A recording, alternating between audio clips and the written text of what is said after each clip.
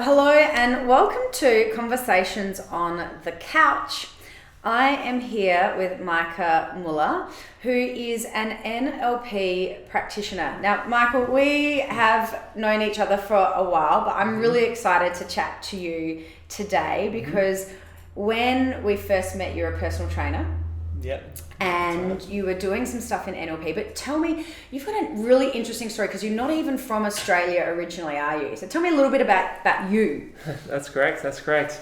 When people ask me, where are you from and where were you born, I just say I'm a global citizen because I was born in New Zealand, lived part of my life in Australia, moved over to the United States with my family, and then I moved back to Australia about 7 or 8 years ago here. So I've had definitely a global experience. I like that, a global citizen. Yes, that's right. Cool. And obviously now Adelaide, Australia is home. That's right. And you were an athlete, weren't you? That's correct. Yeah, I've spent a lot of my life doing lots of different sports, very involved with athletics. Was a long distance runner through to a collegiate level and did some swimming and even did some 10-pin bowling. Whoa, right, okay. So good hand-eye coordination for that strike. That's right. And so what was first in regards to, after being, an athlete, where did you go from there? What was your pathway? Absolutely. Well, actually what sort of inspired my pathway moving towards being a personal trainer and then also an NLP practitioner and also an NLP trainer was actually a car accident I was in back in 2012, actually. Okay. And it's a passenger in a car accident. And I don't have a big sob story, but what I will say about that is that it changed my perspective for life forever from that moment forward because it was quite a serious car accident and I broke a few bones and had 2 surgeries. Wow. And from that point forward, it sort of stopped my running career at that point, as far as I knew in terms of continuing with running. But what it did was it lit a spark in me in terms of actually helping other people to build themselves back up from a challenging position in their life. So it's what started my personal training career, actually. Yeah. Wow. And from that personal training, you had some challenges which sort of led you to this NLP, but talk to me about the things that you experienced and where it led you today, because your story is transformational. It is amazing. Absolutely. Well, as I said, back in 2012, when I was a passenger in a car accident, which was quite serious for my life at that point, but led me to new horizons, I actually went down a path of building myself up physically, right? So I had experienced, losing a lot of weight, for instance, due to the multiple surgeries, and found myself in a low point in my life following that. Although I was grateful, I was also feeling quite discouraged and a bit lost as well. So I actually went down a path of transformation physically. So I started externally, as many of us do in today's society, and I built myself up the way I knew that I could, and went down sort of the bodybuilding route. So I actually trained very, very hard from 2012 through to maybe about 2016 in terms of a bodybuilding career. I built myself up. I did a few competitions, and really it was an incredible experience. But really, what it showed me is that learning about the reasons why I actually was doing this external was really just to feel better within myself. So I didn't realize at the first moment of doing this, but it was actually why I was doing this was due to what was happening deep within me. I was feeling as if I needed to be stronger on the outside in order to feel better on the inside. And so I wanted to get myself, I remember I had a vision board and I had a picture of the Men's Health magazine on there, the front cover, and I actually wanted to get right on that front cover with the washboard abs, and everything like that, and oiled up, and that was what I was shooting for. And I went through bodybuilding competitions and I looked at those pictures and I looked at myself and I went, I made it. I got there. I got the washboard abs. I got to that place. I made it. But I still felt this emptiness inside me. I still felt something's just not right here. I'm still not where I want to be, and I still don't feel the way that I want to. And that's where I decided that I actually have to dig deeper. And instead of focusing on the way that people see me from the outside, I have to look internally. And that's actually what brought me towards looking at internal and mindset. So talk to me about that transition from you doing, I mean, I always find it so fascinating, people who do, you know, that muscle, getting on stage, the oil, like it's a lot of work. It's a lot of work to get there, and it is that physical and internal transformation. But talk to me about that stage where you went down the NLP route, because I know I've seen some photos of you as the washboard abs. We'll have to pop those up, Kate. That's right. But I've also seen you when you did your NLP course, where you know you were vulnerable and then the euphoria from learning about yourself. So talk to me about that, because we will talk about what NLP is and how it can help you, but I want to know what it did for you. Absolutely. Well, as I said, you know, I really found myself in a position in my life where you know, I'm still feeling lost internally, right? I'd found myself externally. I'd found myself in a position where I felt, I would say, empowered externally, right? I felt, you know, strong, and people complimented me and said, "You look amazing, Micah," and this was incredible. And I felt, oh, this is incredible. This is great.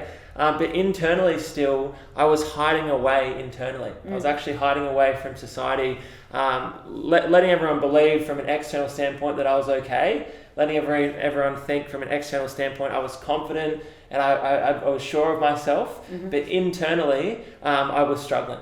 And it was actually about basically at the sort of the end of 2017, beginning of 2018, I went through a few more life transitions, such as a relationship breakdown, and a few other things, and sort of found myself in a career where I was just sort of going there for the paycheck. I wasn't actually passionate about what I did. I did a bit of personal training during that time as well, but it wasn't exactly how I wanted it to be, right?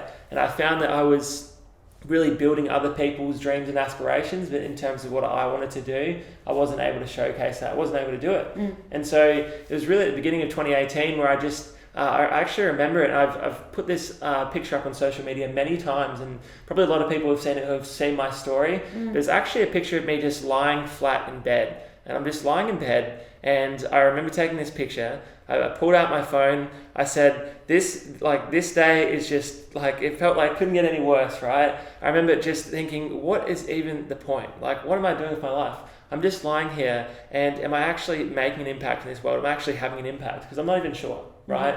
I think I am. People tell me I am, but I just don't feel it within my true spirit. So I took a picture of myself lying in bed, and I just remember thinking that, you know, one day I'm going to look back on that picture and I'm going to showcase that picture as I was the most lost I've ever been. But one day I'm going to show that I've found myself again, right? And so I took that picture, and from that point forward, it like that picture and the mindset I was in from that point was really what basically set forth the trajectory for where I am today. Because from that point, it was sort of it would have been within weeks or maybe a month of that point where I had a few people around me talk about this NLP, right? This NLP, and I'm thinking, what is this NLP?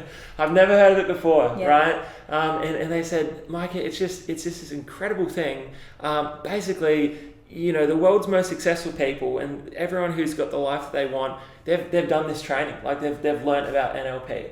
I thought, well, that's interesting. Wow, because my life isn't where I want it to be. Like, I'm struggling. And the word I would use to describe it, which I know a lot of people could really resonate with regardless of where you are in your life, is stuck. Yeah. I felt stuck. I felt stuck internally. I felt incongruent in terms of what I wanted and what I was doing.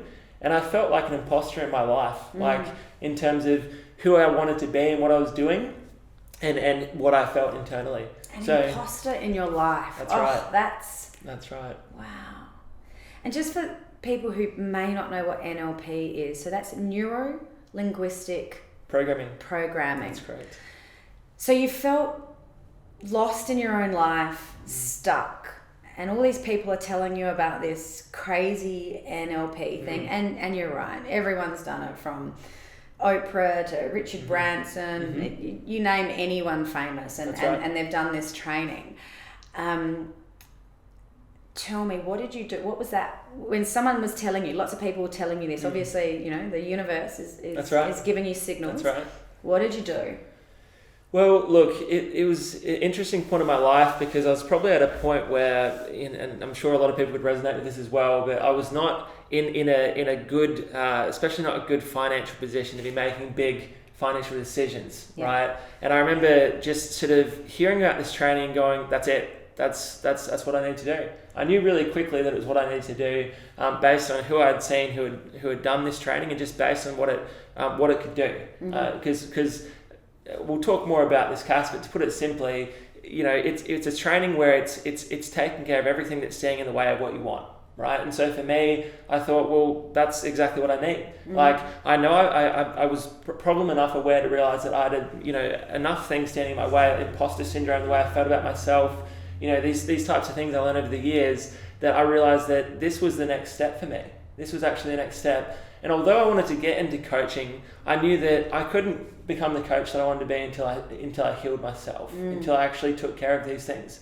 So I remember at that moment just going that, you know, I have every reason for why I shouldn't do this. And family and friends, particularly friends, were saying, you know, you're an idiot, Micah. Like, why would you spend a couple $1,000s on a training when you're not even paying your bills? Like, you're not even, you got debt collectors after you, you're barely sleeping, you know, your health isn't that great because you're not eating that well. Why would you go off and put yourself in more strain, right? Why would you do that? And I remember thinking internally, you know, it's okay because they just don't understand, but they will understand.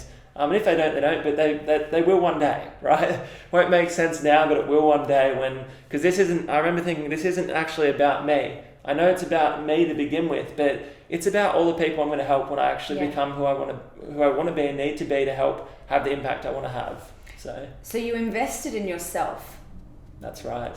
And I like that because I think sometimes we think about all these other things around, that we don't have enough money, things aren't right. And so you stop putting off investing in yourself, whether that's a financial, physical, emotional, whatever. We stop and we do everything for everyone else, and we don't look at ourselves. But you did, which is that's a big step, especially, and I know that the NLP courses are thousands upon thousands of dollars. That's right. And I don't want you to tell any of the secrets of what the NLP training is, but tell me what was that thing, that aha moment that you got out of that training that took you to that next level? What did you walk away? I know there's many lessons that you learned from it, but just give me something that you went, you know what, this was it. I went, that penny dropped. Yeah, for me, I think it was really simple, and it's one that is very simple, but it's simple but not easy to implement in your life until you realize how your brain works and what impact that has. But the biggest thing that came out of it quickly for me was, if it's to be, it's up to me. And so it's actually this notion of just personal responsibility. So for me, I actually realized as I went into every situation in my life, whether it be relationships, finances, business, health, you know, meeting someone outside of myself, any of these areas, that if there was something that wasn't happening the way that I wanted it to happen, or that was in both parties' best interest, then there was something that I could do to change that. Because, you know, coming into encounters in the past, I would think, oh, it's just their fault. Like, they're just not a great communicator, or something's wrong with them, or in a relationship, it's just their fault. Like, they're just not a great partner. Something's wrong with them. But when I realized that I can actually take a look at myself and see what can I actually control here? What can I control and what can I possibly change? And that made the single-handedly biggest impact on my life, because even, of course, today, we run students through this training, we help teach them these methodologies and mindsets, but I'm constantly growing and transforming as my students transform. Yeah. And this is single-handedly one of the biggest areas and biggest takeaways that anyone could have. Because once you take personal responsibility and realize that what's happened in your life doesn't define you. It's actually not who you are, it's just what's happened. And it's the meaning you've taken from those events that actually define who you are today. All right, it's the meaning. It doesn't matter what you've quote unquote been through. It matters how you define what you've been through, and then how you move through that to this point. That's all that matters. Oh, that is so good. I hope there are a few of my students listening to this right now, because that had a big lesson there. If it is to be, it is up to me. And what's happened in the past doesn't define you. That's right. I think I say that a lot. Now, the brain, I think, fundamentally is one of the most important organ/muscles. And this is what NLP training is about, is the brain. Tell me what do you do? What do you do with clients? What do you teach on these courses that really fundamentally taps into this brain? Absolutely. Well, to put it really simply, we've got a few different things to consider. But first of all, we've got what's called our conscious mind, which we've probably all heard of. Our conscious mind. It's thinking consciously or consciousness. You've probably heard these types of terms, and they're all true. I mean, they're defining that we've got what's called a conscious mind, but then also a subconscious or unconscious mind. All right, and so what's important to realize is that so many of us are struggling with many things in our life, and we do make decisions, like conscious decisions, that I'm going to change this. Like I'm going to change this, and it's not going to be this way anymore. And just as an example, especially talking with Cass here in the fitness industry, this is a big one. And I remember back when I was a personal trainer as well, but just seeing or hearing someone, and you may have heard this yourself or heard someone say this yourself, I'm going to go to the gym 5 times a week, and I'm going to do that consistently, let's just say. All right, I'm going to eat all the right foods for myself. I'm going to be super healthy, super fit. It's going to be super amazing, right? And you speak to that friend a couple of days later, how are you going? Well, yeah, I got into the Magnums. Other than that, haven't been to the gym yet. But other than that, yeah, things are pretty good, right? And the reason I share this is because this is not a disempowering thing that I'm saying. It's actually very empowering, because what we've got here is someone making a conscious decision that I actually want to make these changes, which is incredible, super empowering.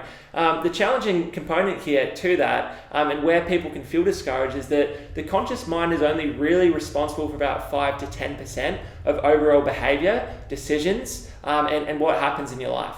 All right. Now, what about that other 80 to 90%, Mike? Where's that coming from? It's coming from your subconscious mind. All right. It's coming from your subconscious mind. So your subconscious mind is where we store all the memories of everything that's happened in your life. Okay. All your emotions, any of the events in your life, any of the automatic processes that happen in your mind and your body are all generated and derived from the subconscious mind. Right. So the challenging component to this is, if we're not working subconsciously with our minds, then we're only really tapping into about 5 to 10% of our full potential. All right. So you might have felt, and anyone viewing this, you might have felt like, one part of you wants this, okay, but then another part of you doesn't want this. You think, how could that be, right? One part of me really does want to go to the gym. I really do want to go, right? But another part of me is saying, giving me all the reasons why I shouldn't go. All right, and it's really interesting. It's really interesting tug of war, right? And what you need to realize is that in your subconscious mind, there's specific things that have happened in your life, whether it's events, thoughts happen in your life, things that have been said, things that have happened that are actually having an impact on this decision-making process, and actually being able to create this habit in your life, right? And it's actually coming from your subconscious mind. So, to put it very simply, when we look at creating any type of changes to our behavior or our decisions, we've got to make sure we're working with all parts of our minds, right? Because just like anything in life, like you wouldn't, if you're in a running competition, like you wouldn't run 80% of the way and then say you'd completed the marathon, would you? You'd run 100%, would you not? You'd run 100%. Yeah. So if we're working with our minds, we would want to activate 100% of our mind and have 100% of our mind, rather than just 5 to 10%, which is conscious, or 80 to 90%, which is subconscious, right? So how do you tap into that? How do you tap into it? Good question. Yeah. Good question. There's many different tools and techniques for this, right? But what's most important to realize is our unconscious mind is all-knowing. It knows everything about what we've experienced in our life, and it's actually the part of us that a lot of coaches teach this, and a lot of people, when they start to realize this, it's amazing the changes that it makes for them. But a lot of the reason why we're stuck in our life, a lot of the reason why we're not able to make changes is because we've actually got a disconnect between ourselves and our unconscious minds. So there is a quote out there which says that, for coaches, that a client is only your client because they're actually out of connection and communication and rapport with their unconscious mind. So they're actually your client. So someone's only struggling because they're out of connection with that. And it's truly powerful when someone gets into connection with their unconscious. What can occur? If any of the viewers want to read some more about this stuff, you can check out Deepak Chopra. Okay, he has done a lot of work with the mind in terms of what it can create in the body, and he shared stories of people who have actually healed like tumors through their unconscious mind. All right, and just simply by asking their unconscious minds, how long will this tumor take to resolve itself, and getting a response from that, and it actually coming into fruition. All right. You might be thinking, well, that just sounds crazy, Micah. Well, it does sound crazy to the conscious mind. It does. The conscious mind is responsible for thinking and critically thinking and rationalizing everything that's occurring. So anytime you're saying, well, I'm thinking about this, that's your conscious mind. Okay, but anytime where there's this inner knowing and things are more coming to you, and you think, how did that come to me? Right? How did that come to me? That's actually coming from your unconscious mind, which is a part of you. And once you get used to trusting that, all right, then you actually, that's when you're able to make bigger changes. But in terms of how we work with that, many different techniques and tools. But first and foremost, we want to work with actually connecting ourselves more to it and disconnecting from the conscious mind. So it just means that we start to speak to the unconscious mind in specific ways. And just as an example, I might ask you now, like I might ask Cass here, well, what's the meaning of life? Okay, and Cass might say, well, she might think in a conscious mind, well, I don't know. She might say, I don't know. Okay, or she might say, I do know, right? But let's just say she says, I don't know. I might say, well, I know you don't know, right? But if you did, what would it be? What could it be? What may it be? Yeah, that's interesting. It's a strange way of asking a question. And why would I ask that? Because your unconscious mind is actually very imaginative, okay? And it's able to create things from imaginative type, open-ended questions. All right, so when we ask something really direct to someone, what's the meaning of life? They're going to think through critically and with their conscious mind and think, well, let me think about that for a second. Let me think about that, okay? And they might say, I don't know. And I say, well, if you did know, all right, if you did, what could it be? What would it be? What may it be? Right? These types of questions are going to bring to light your unconscious processing, okay, and bring answers from the unconscious. Now, that's just a very basic beginning standpoint of how we work with it. Of course, there's specific techniques which we're happy to discuss as well. Yeah, absolutely. Now, with your NLP and this subconscious, unconscious mind, and there is language that you use to sort of tap into that. But tell me about, you're a very different coach to a lot of other coaches out there. What do you think, and I sort of don't want to answer the question for you, but what sets you apart? What makes you different to the other coaches out there that are in this field? Because there's a lot now, 10, 15 years ago, it really wasn't as big as it is now. Absolutely. But what's the difference between what you do and how you help people? Because it is very different. Absolutely. Well, to begin with, I always think the most important component to working with anyone, all right, and anyone who's watching this, I'm sure you will agree when you understand what I'm saying, but really it comes down to we live in a society nowadays where a lot of things can be more on the side of cookie cutter, all right? And what I mean by that is okay, we've got a grouping of people, they're fairly similar things that they want, we're just going to put them through a program that's exactly the same.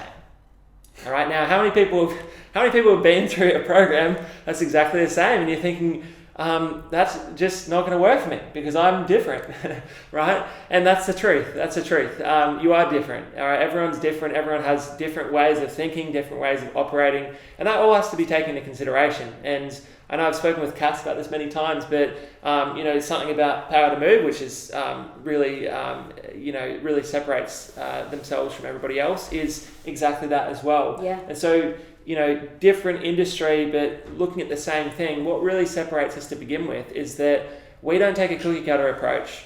All right, we actually find out everything we need to know about every prospective client or student in terms of what they actually want. I mean, how many times do you go and you want to buy something, a service-based something, I don't know, piano lessons, anything, and it's more about that company. It's more about the individual, and it's not really about you, right? You don't feel unique, you don't feel really heard and understood, and you don't maybe feel as important, okay?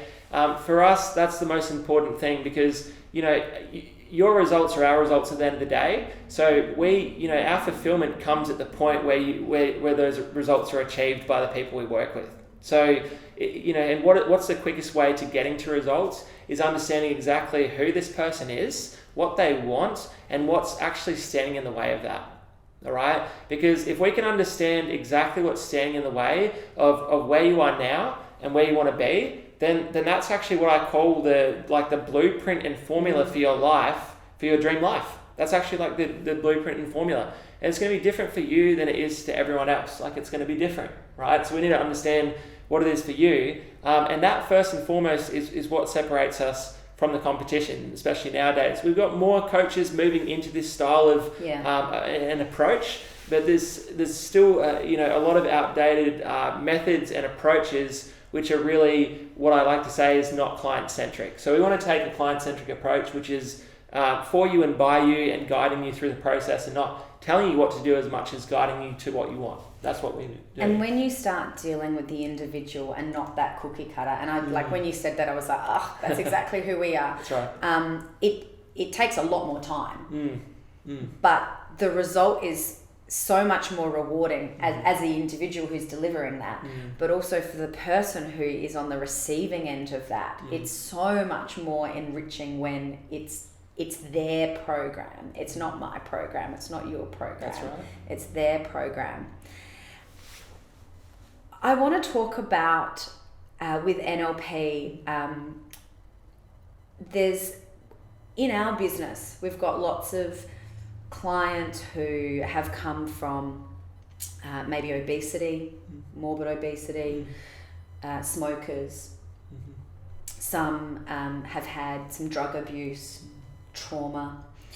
And I know that you have dealt with in the past, and I remember, was it a couple of years ago that you had a big stop smoking thing, and you had huge success with people. Talk to me about, not so much the specifics in regards to smoking and obesity, but again with this individual approach, but what happens when you start tapping into that subconscious mind, and how can that stop people from having like these bad habits or creating this fundamental paradigm shift and change in their life? Absolutely.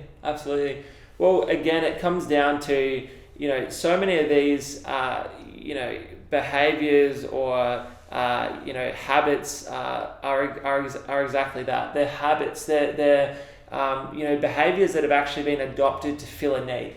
Okay. And if it's not one behavior, it'll be another behavior. And I was speaking to a client the other day, and actually, this individual is struggling with, drinking too much alcohol. All right. And, when I was speaking with them, we were talking about the focal point from a client standpoint was the alcohol. All right. Because that's what the seemingly the problem was. That's a physical thing. Yes, that's right. But as I like to say, that is the symptom of. So when we look at working with people, the reason why I've been able to get such good results, and as do these methodologies, is because we don't work with the symptoms, okay? We work with the root cause. So, you know, for instance, if you've got a broken bone, you know, and you put a Band-Aid on that broken bone, is it going to heal it quicker? Well, probably not. I mean, I don't know, unless that Band-Aid has some healing properties. It's got some, I don't know, got some special ointment on there, it's probably not going to heal it quicker. Whereas if we get down to the root cause of actually what's caused that, all right, and what's causing that, then that's actually where we can produce the results that are actually going to make those huge changes, such as helping people quit smoking, helping people with drugs and alcohol, all right, or other huge habits in their life, okay? And it really comes down to understanding when and where did this start, what was going on during that time, okay? And of what was going on during that time, what was going on during that time are you still carrying with you today? So this is timeline therapy? This is NLP, hypnosis, and timeline therapy, sort of all grouped into the one, because they're all modalities that work hand in hand with one another, all right? But really when it comes to NLP is what allows, and we'll talk more about this, but it allows you to actually dig deep into the problem, okay? Because nearly about 95%, and I'd almost say 99% of the time, when we give a problem that we have, or we say a problem, it's not the true problem. All right, we might say, you know, Micah or Cass, you know, I'm just smoking too much, or I'm just eating too much chocolate, right? Just eating too much chocolate. I just can't stop eating chocolate. I just want to stop eating chocolate, okay? All right, and I said this to a client the other day. I said, you know, look, this is fine. Like I can literally make it so that chocolate's the worst thing in the world for you. Like you hate it. I hate to say it. I don't take pride in that. But I can make it so that chocolate is honestly something that you despise. All right, it's actually something that you want to stay away from. But the challenging component is that in and of itself is not going to be strong enough to keep you potentially away from it. You'll still eat it because it's fulfilling a deeper need. It's not about the chocolate. Okay, it's not about the taste of the chocolate. You think it is. It's actually about something deeper. All right, and it's amazing when this penny drops for someone. It's amazing the difference it makes, because it's, you know, if we just focus on symptoms, as I said, we can clear out, you know, you loving the taste of chocolate. You might say, I hate the taste of chocolate now. I hate it, but you might still keep doing it. All right, and I've even worked with people wanting to quit smoking in the past, right? And we've made it so that they're repulsed by it, but until we've got to that root cause, all right, they won't stop smoking because it's still fulfilling a deeper need. All right. And that's where it's different for everyone, isn't it? That's right. That's exactly right. And that's why you have to take that individual approach. It can't be cookie cutter. That's right. That's right. It's got to be an individualized approach. I've had worked with clients. For one person, they were, you know, doing this habit for one reason. Another person doing it for a completely different reason. You know, some people started smoking because it was the cool thing to do, right? Whereas other people had another experience where where smoking came into their life, which wasn't just about being cool, it was fulfilling a different need. Yeah. So we've got to find out what that is. We find out what that deeper need is, then we can actually make the full transformation, not just change the symptoms of. Yeah. Yeah. That is so good. So you've had some awesome things happen to you over the last 2 years as well. Found a love of your life. That's right. Had a family. That's right. Come on board. Yes. And then you're also a dad. That's right. Now. I know as a parent, those sorts of things completely change your life. But what's it like for you now being a dad? Because when you have your own business and then you now have this thing that you've created, that's right. That's completely different. Tell me more about what you've changed in yourself, because I'm sure there's been some changes. Absolutely. Well, I'm sure any parents listening to this could definitely resonate with the fact that, you know, as Cass said, it really does change your life, and it does. And you know what I've noticed about being a father so far is really just the notion of slowing down to speed up. Right, and slowing down to experience more. Okay, just in terms of just watching your kid experience life with no limitations, I think is the most incredible thing.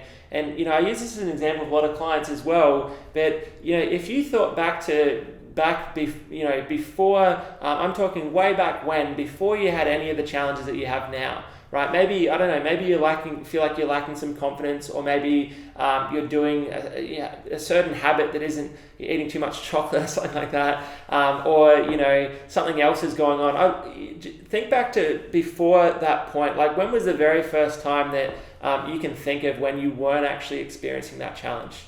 All right. And for most people, it might be 2 or 3 or 4 or 5 years old, right? Where you actually had a dream and aspirations that, and you told everyone about it, like, with no sense of, lacking confidence or no hesitation whatsoever. I'm going to go on a rocket ship to the moon. All right. Like, what do you want to do when you grow up? I'm going to go on a rocket ship to the moon. Oh, that's awesome, Johnny. That's great. Really? Yeah, I'm going to go on a rocket ship to the moon, right? But then there was a point in your life where something changed, all right? Something was said, something was experienced where you led yourself to believe that you can't go on that rocket ship anymore, right? You can no longer go on that rocket ship because of what someone else said or did, right? And so, just witnessing, fatherhood from a very young witnessing my son from a very young standpoint, and what he's experiencing, it just brings a great level of consciousness to me in terms of the true power of everything that's happening in these moments, because it's actually between ages of 0 to 7 where we are the most impressionable.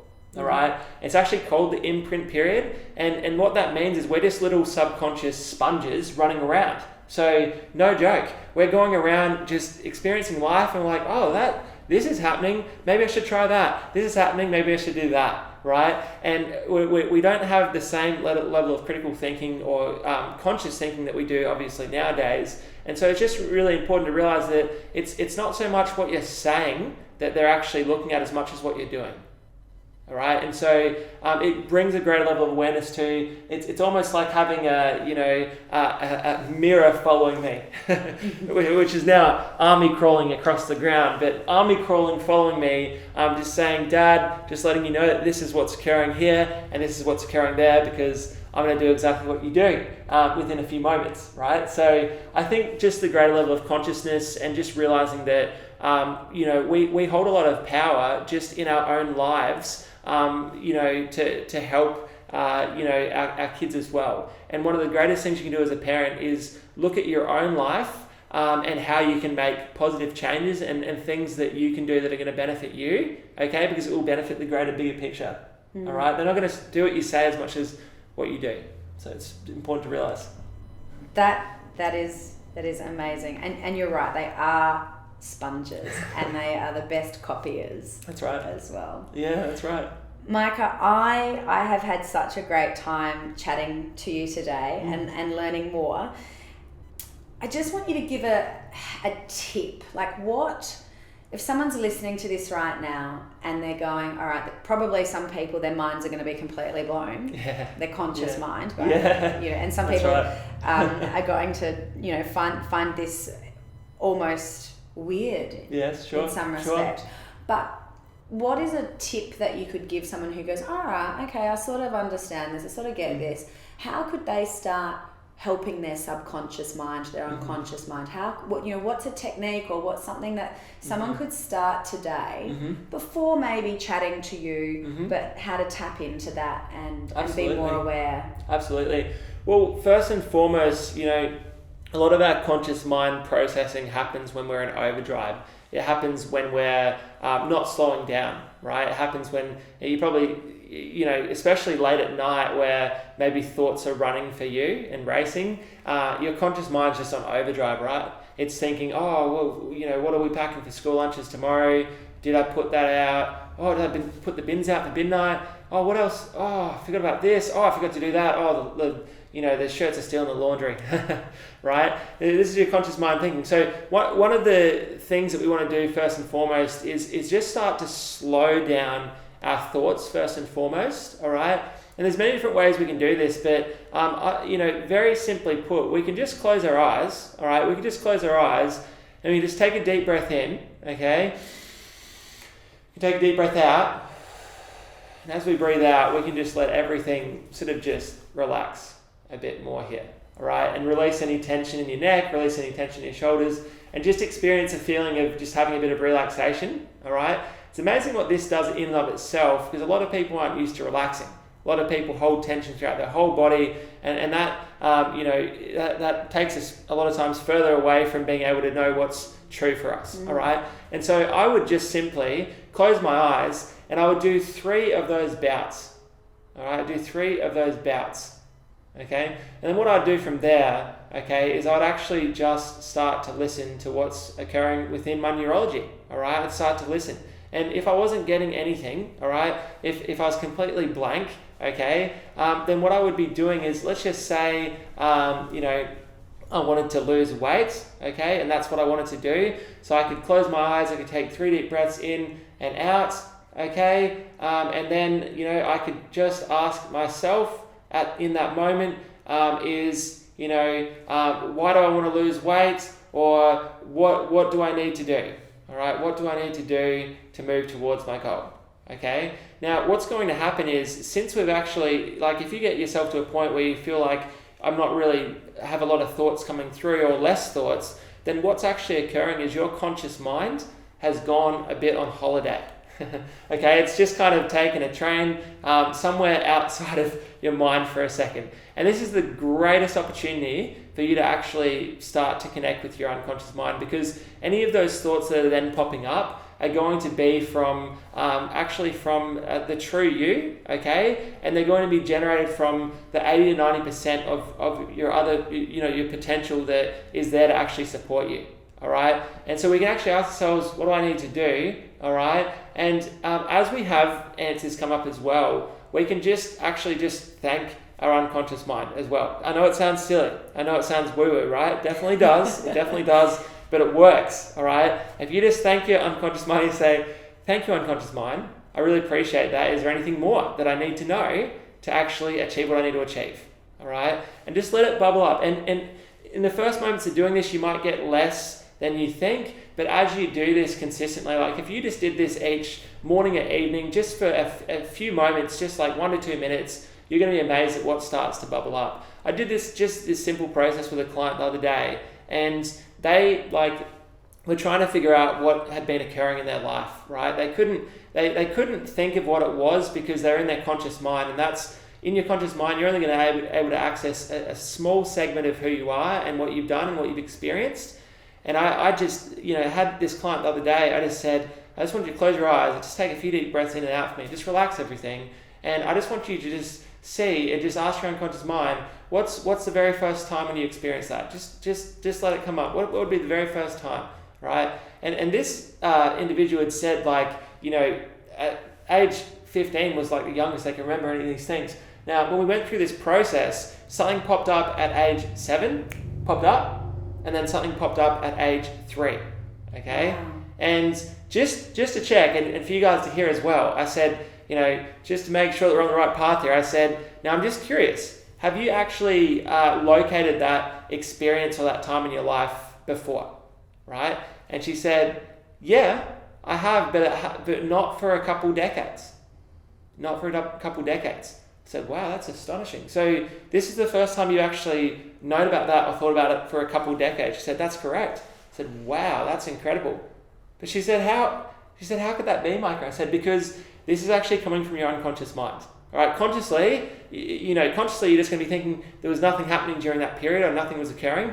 But unconsciously, going, I know all the answers, everything's there, everything that you've experienced. So if you want to get into greater connection and communication with your unconscious mind, that single-handedly is what's going to propel you closer to your goals. All right. Of course, we don't have a lot of experience ourselves, a lot of us, with connecting with our unconscious, and that's where people such as myself or other coaches can come in and actually help you go through specific processes that allow for you to do that. All right. It's a bit like a personal trainer. All right. You might struggle to motivate yourself, and they're there for that, to guide you through the process. Similarly speaking, from an unconscious, subconscious standpoint, this is what I help people to do. As I say, I am like a tour guide to your results. All right, you're sitting in the bus driver's seat, okay? You got the keys in your hand, and if you want to turn the ignition on, we can get started, okay? If you want to keep it off, we won't get started. If you put your foot on the pedal and push it and we start moving forward, we're going to start moving forward. If you put the brake on, we're going to stop, all right? But I'm just going to guide you towards what you want and help you to get there. And if you're ready to make that first step, then just realize you hold the key. You hold the key to doing that. And I love that. And I must admit, when I started getting into understanding neuro-linguistic stuff and subconscious mind, when I was told that I had the key, I had the answer, it was just like, well, that's why I'm paying you. Like, you're meant to tell me the answer. Like, that's right. Don't do that. But it's true. We do actually hold the answers to our own happiness and our own success and perhaps our own failures too. But it's just tapping into that, which can be scary for people. That's right. Micah, I've really enjoyed talking to you today, and for those of you who are listening / watching, we are going to be doing some stuff with Micah and his business in the future. So if you are interested in tapping into your unconscious mind, we will have some more chats. But Micah, where do we find out, where are you? Online, socials, how do people get in contact with you? Absolutely. So easiest way to find us and to connect with us is through Facebook. All right. Everyone's got their own avenue nowadays, but Facebook is the easiest for us. We're just at Micah Muller Coaching. Okay. So if you search us on Facebook, it's just Micah Muller Coaching. Super easy to find. You'll see my happy face on there. We'll have some links. Yeah, that's right. You can find us on Instagram as well, but mainly Facebook. And you can feel free to pop over to our website as well, which is currently being put together to be even greater experience. But that's www.micahmullercoaching.com.au. All right, you can find us there as well in the near future. But for now, just find us on Facebook. Yeah. Awesome. Thank you, Micah, for being here today with Conversations on the Couch. I have really enjoyed our talking today. Thanks so much for your time too, Cass. Thank you.